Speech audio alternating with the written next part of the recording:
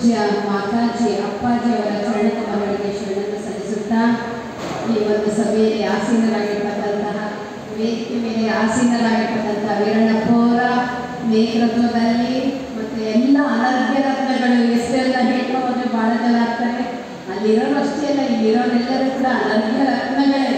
ಯಾಕಪ್ಪ ಅಂತಂದರೆ ತಮ್ಮನ್ನು ತಾವು ಸಮರ್ಪಿಸಿಕೊಂಡು ಆ ಕಾಲವನ್ನು ನೋಡಿ, ನಮಗೋಸ್ಕರ ನಾವು ಏನೇನೆಲ್ಲ ಮಾಡ್ಕೋತೀವಿ, ಆಗ ಪರಮಾತ್ಮನಿಗೋಸ್ಕರ, ದೇವರಿಗೋಸ್ಕರ, ಧರ್ಮಕ್ಕೋಸ್ಕರ ತಮ್ಮನ್ನು ತಾವು ಸಮರ್ಪಣೆ ಮಾಡಿಕೊಂಡು ನೀವೆಲ್ಲರೂ ಕೂಡ ಆ ಒಂದು ಅಮೂಲ್ಯವಾದಂತಹ ಸಮಯವನ್ನು ಕೊಟ್ಟು ಈ ಚಿಂತನಾ ಪ್ರಭೆಯಲ್ಲಿ ಭಾಗವಹಿಸ್ತಿದ್ದೀರಾ. ನೀವೆಲ್ಲರಿಗೂ ಕೂಡ ಅನಂತವಾಗಿ ಬರುವಾಗ ಶರಣು ಶರಣಾರ್ಥಿಗಳು. ಸೀಮೆಯ ಮೀರಿದ ಸಂಬಂಧದಲ್ಲಿ ಸಂಬಂಧಿಸದ ಸಂಯೋಗನೆ, ಗುರು ಲಿಂಗ ಜಂಗಮಕ್ಕೆ ಪಾದೋದಕ ಪ್ರಸಾದಕ್ಕೆ ಅರ್ಹನ ಮಾಡಿದ ಬಸವಣ್ಣನೇ, ನಿನ್ನವರಿಗೆ ಯೋಗ್ಯವ ಮಾಡಿದೆ ಕಪಿಲ ಸಿದ್ಧ ಮಲ್ಲಿಕಾರ್ಜುನ ಅಂತ ಹೇಳ್ತಾರೆ. ನೋಡಿ, ಎಲ್ಲಿಯ ಬೆಳಗ್ಗಿಂದ ಬರ್ತಾ ಇದ್ವಿ, ಅವಾಗ ಅನ್ಕೋತಿದ್ದೆ ಎಲ್ಲಿಯ ಭದ್ರಾವತಿ ಎಲ್ಲಿಯ ಕೊಪ್ಪಳ ಅಂತೇಳಿ. ಎಷ್ಟು ದೂರ ಬರ್ತಾ ಬೆಳಗ್ಗೆ ಬಂದು ಗೊತ್ತೇ ಆಗಲಿಲ್ಲ. ಆಮೇಲೆ ಎಷ್ಟು ದೂರ ಅನ್ನಿಸ್ತಾ ಇತ್ತು. ಆದರೆ ಏನಪ್ಪ ಅಂತಂದರೆ ಆ ದೂರ ಎಷ್ಟು ದೂರ ಇರಬಹುದು, ಆದರೆ ಮನಸ್ಸನ್ನು ಮಾಡದೆ ಯಾವುದೂ ದೂರ ಇಲ್ಲ. ಅದೇ ರೀತಿ ಸೀಮೆಯ ಮೀರಿದ ಸಂಬಂಧನೇ ಅಂತಕ್ಕಂಥದ್ದು ಹೇಳ್ತಾರೆ. ಈ ಸೀಮೆಯನ್ನು ನಾವು ಒಂದು ಸಂಬಂಧ ಏನಪ್ಪ ಅಂತಂದರೆ, ನಾವು ಈ ಜಗತ್ತಿಗೆ ಯಾವ ಮಗು ಈ ಜಗತ್ತಿಗೆ ಬರುತ್ತಲ್ಲ, ಅದು ತಾಯಿಯ ಸಂಬಂಧ, ತಂದೆಯ ಸಂಬಂಧ, ಜೊತೆಗೆ ಬಂಧು ಬಳಗದ ಎಲ್ಲರ ಸಂಬಂಧವನ್ನು ಮಾಡ್ಕೋತಾ ಹೋಗುತ್ತೆ. ಅದೇನಾಗುತ್ತೆ ಅಂದರೆ ಶಾಶ್ವತವಾದಂತಹ ಸಂಬಂಧ ಅಲ್ಲ. ನಿಜವಾದಂತಹ ಶಾಶ್ವತವಾದಂತಹ ಸಂಬಂಧ ಯಾವಪ್ಪ ಅಂತಂದರೆ ಆತ್ಮ ಮತ್ತು ಪರಮಾತ್ಮನ ಸಂಬಂಧ, ಅಂಗಲಿಂಗದ ಒಂದು ಸಂಬಂಧ, ಜೀವ ಮತ್ತು ಪರಮರ ಸಂಬಂಧ.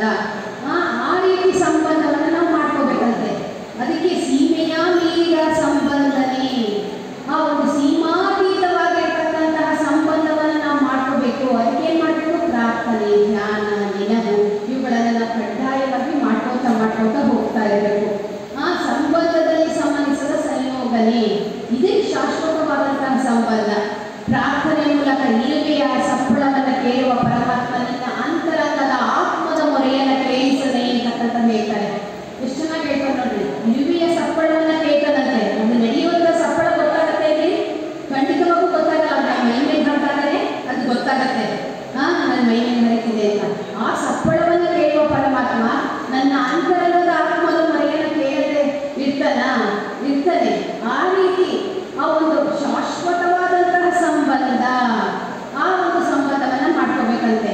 ಸಂಬಂಧದಲ್ಲಿ ಸಂಬಂಧಿಸಿದ ಸಂಯೋಗನೆ ನೋಡಿ. ಲೌಕಿಕವಾದಂತಹ ಸಂಬಂಧ ಏನಾಗಿರುತ್ತೆ?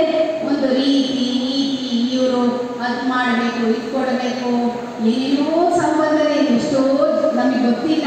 ಯಾಕಪ್ಪ ಅಂತಂದರೆ ಮಾತಾಜಿಯವರು ನಮ್ಗೆ ಅಂತಹ ಅಮೂಲ್ಯವಾದಂತಹ ಒಂದು ನಿಧಿಯನ್ನು, ಏನು ಶರಣರ ಸಂಬಂಧ, ಆತ್ಮದ ಸಂಬಂಧ, ಗುರುವಿನ ಸಂಬಂಧ, ಲಿಂಗದ ಸಂಬಂಧ ಎಷ್ಟು ಚೆನ್ನಾಗಿ ಮಾಡಿದ್ದಾರೆ ನೋಡಿ. ಅದು ಮೀರಿದ ಸಂಬಂಧ, ಸಂಬಂಧದಲ್ಲಿ ಸಂಬಂಧಿಸದ ಸಂಯೋಗನೆ ಅಂತಕ್ಕಂಥದ್ದು ಹೇಳ್ತಾರೆ. ಆ ರೀತಿ ಈ ಯಾವುದೇ ರೀತಿಯ ಭೌತಿಕವಾದಂತಹ ಸಂಬಂಧಗಳಿಲ್ಲ. ಇದು ಸಂಬಂಧ ಆತ್ಮಗಳ ಮತನದಿಂದ ಅನುಭವಗೊಟ್ಟಿ ಒತ್ತಿದ್ದ ತನ್ಗುಣಾದಿಗಳ ಸುಡಲಾಯಿತು ಅಂತಕ್ಕಂಥದ್ದು ಹೇಳ್ತಾರೆ. ಆತ್ಮಗಳ ಸಂಬಂಧ ಏನಪ್ಪ ಅಂತಂದ್ರೆ ಅದಕ್ಕೆ ಒಂದು ಕಡೆ ಹೇಳ್ತಾರೆ ನೋಡ್ರಿ, ನಿಮ್ಮ ಕಂಡ ಬಳಿಕ ತನು ಅಪ್ಪದಿರಲಾರದೆ, ನಿನ್ನ ಮನ ಹೊಗಳಿದಲ್ಲದೆ ಸಹಿಸಲಾರದೆ ಅಂತಕ್ಕಂಥದ್ದು ಹೇಳ್ತಾರೆ. ಎಷ್ಟು ಚೆನ್ನಾಗಿ ನಾವು ಭಾವಪೂರ್ವಕವಾಗಿ ನಾವು ಸರೆಂಡರ್ ಆಗಬೇಕು ಅಂತಕ್ಕಂಥದ್ದಿಲ್ಲ ರೀ. ಶಾರೀರಿಕವಾಗಿ ನಾವು ಸರೆಂಡರ್ ಆಗಬೇಕು ಅಂತಕ್ಕಂಥದ್ದಿಲ್ಲ. ಭಾವಪೂರ್ವಕವಾಗಿ, ಮನಪೂರ್ವಕವಾಗಿ ನಾವು ಸಮರ್ಪಣೆ, ನನ್ನನ್ನು ನಾವು ಸಮರ್ಪಣೆ ಮಾಡ್ಕೋಬೇಕು. ಹಾಗೆ ಆ ಒಂದು ಸಮರ್ಪಣೆ ನನಗೆ ಗೊತ್ತಿರುತ್ತೆ, ಆದಂತಹ ವ್ಯಕ್ತಿಗೆ ಗೊತ್ತಿರುತ್ತಲ್ಲಿ. ಅಂತಹ ಸಮರ್ಪಣೆ ಏನಾಗಿರ್ತದೆ? ಮನ ಬೆರೆಸಿದಲ್ಲಿ ಅಂತಕ್ಕಂಥದ್ದು ಹೇಳ್ತಾರೆ. ಆ ಒಂದು ಸಂಬಂಧ ಏನಂದ್ರೆ ಅಂಗಲಿಂಗದ ಒಂದು ಸಂಬಂಧ ಅಂತಕ್ಕಂಥದ್ದು ನೋಡ್ಬೋದು. ಗುರು ಲಿಂಗ ಜಂಗಮಕ್ಕೆ ಅರ್ಹನ ಮಾಡಿದವನೇ ಅಂತಕ್ಕಂಥದ್ದು ಹೇಳ್ತಾರೆ ನೋಡಿ. ಗುರು ಲಿಂಗ ಜಂಗಮ ಮೂರು ರುದ್ರಾಕ್ಷ ಕಟ್ಟಿದ್ರೆ ನಾನು ನೋಡಿದೆ.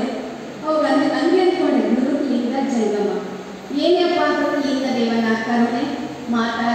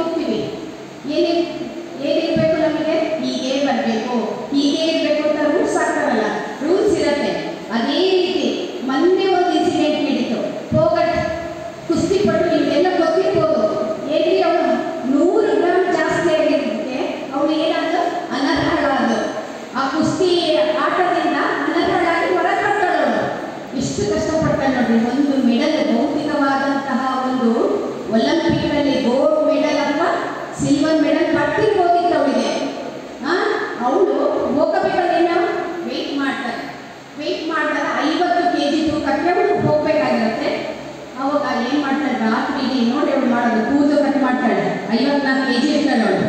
ಡಿಕ್ರೀಸ್ ಆಗತ್ತೆ ವೆಯ್ಟ್ನ, ಕೂದಲು ಕಟ್ ಮಾಡ್ತಾಳೆ, ಬ್ಲಡ್ ತೆಗಿಸ್ತಾಳೆ, ರಾತ್ರಿ ಊಟ ಬಿಡ್ತಾಳೆ, ನಿದ್ದೆ ಬಿಡ್ತಾಳೆ. ಎರಡನ್ನ ಬಿಟ್ಟಾಗ ತೂಕ ಕಡಿಮೆ ಆಗತ್ತೆ ಅಂತಕ್ಕಂಥ ಹೋಗಿ ವೆಯ್ಟ್ ಮಾಡ್ತಾರೆ, 100 ಗ್ರಾಮ್ ಜಾಸ್ತಿ ಬರುತ್ತೆ. ಪ್ರತಿದಿನ ಹಂಗೆ ಮಾಡ್ಕೊಂಡು ಹೋಗ್ತಿದ್ದು. ಆದರೆ ಅವಾಗ ಏನಾಗ್ತದಪ್ಪ ಅಂತಂದರೆ 100 ಗ್ರಾಮ್ ಕಡಿಮೆ ಬಂದಿತ್ತು, ಕಂಚನ ಗೆದ್ದು. ಆದರೆ ಈ ಸತಿ 100 ಗ್ರಾಮ್ ಜಾಸ್ತಿ ಬಂದಿತ್ತು. ಅವಾಗ ಏನಾದವಳು ಅನರ್ಹ ಆದಳು, ಕ್ವಾಲಿಫೈ ಆಗಲಿಲ್ಲ ಅವಳು, ಏನೋ ಹೊರಗೆ ಬಂದ್ಬಿಟ್ಲು. ಒಂದು ಮಾಮೂಲಿಯಾಗಿರ್ತಕ್ಕಂಥ ಸಿಲ್ವರ್ ಮೆಡಲನ್ನು ಗೆಲ್ಲಬೇಕು ಅಥವಾ ಗೋಲ್ಡ್ ಮೆಡಲನ್ನು ಗೆಲ್ಲಬೇಕು ನನ್ನ ಭಾರತಕ್ಕೋಸ್ಕರ ಅಂತಕ್ಕಂಥ ಇಷ್ಟು ಶ್ರಮವನ್ನು ವಹಿಸ್ತಾ ಇದ್ವಿ ನಾವು. ನಮ್ಮ ಧರ್ಮಕ್ಕೋಸ್ಕರ, ನಮ್ಮ ಗುರುವಿಗೋಸ್ಕರ, ನನ್ನ ದೇಶಕ್ಕೋಸ್ಕರ ಏನು ಸಮರ್ಪಣೆ ಮಾಡಿದ್ದೀವಿ ಅಂದರೆ ನಿಜವಾಗ್ಲೂ ಕೂಡ ಏನೂ ಇಲ್ಲ, ಶೂನ್ಯ ಶೂನ್ಯ ಶೂನ್ಯ ಅನಿಸ್ಬಿಡುತ್ತೆ. ಅದಕ್ಕೆ ಅರ್ಹನ ಮಾಡಿದ್ದಾನೆ. ಅರ್ಹನ ಮಾಡಿದವರು ಯಾರು? ಬಸವಣ್ಣ ಅಂತಕ್ಕಂಥ ಹೇಳ್ತಾರೆ. ಅನರ್ಹರಾಗಿ ಹೋಗಬೇಡಿ, ಡಿಸ್ಕ್ವಾಲಿಫೈ ಆಗಬೇಡಿ, ನೀವು ಕ್ವಾಲಿಫೈ ಆಗಲಿ ನೀವು ಅಂತಕ್ಕಂಥದ್ದು ನಮಗೆ ಅಂದು ಬಸವಣ್ಣನವರು ಮಾಡೋದು. ಶರಣರಿಗೆಲ್ಲರೂ ಗುರು ಯಾರು, ಲಿಂಗ ಯಾರು, ಗಮ ಯಾರು? ಬಸವಣ್ಣನ ಉದರದಲ್ಲಿ ಹುಟ್ಟಿತ್ತು, ಬಸವಣ್ಣನ ಜಂಗಮ ಬಸವಣ್ಣನ ಉದರದಲ್ಲಿ ಹುಟ್ಟಿತ್ತು ಅಂತಕ್ಕಂಥ ಹೇಳ್ತಾರೆ.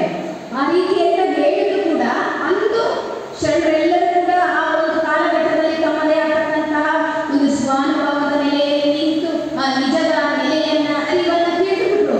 ಆದರೆ ಇಂದು ಯಾರನ್ನು ತಿಳಿಸಿದ್ದು? ಯಾರು? ಮಾತಾಜಿಯವರು. ಗುರು ಮಾತಾಜಿಯವರು ಬಂದು ಗುರು ಯಾರು ನಿಜವಾಗ್ಲೂ ಕೂಡ ಅದಕ್ಕೆ ಒಂದು ನನಗೆ ಯಾವಾಗಲೂ ನೆನಪಾಗುತ್ತೆ.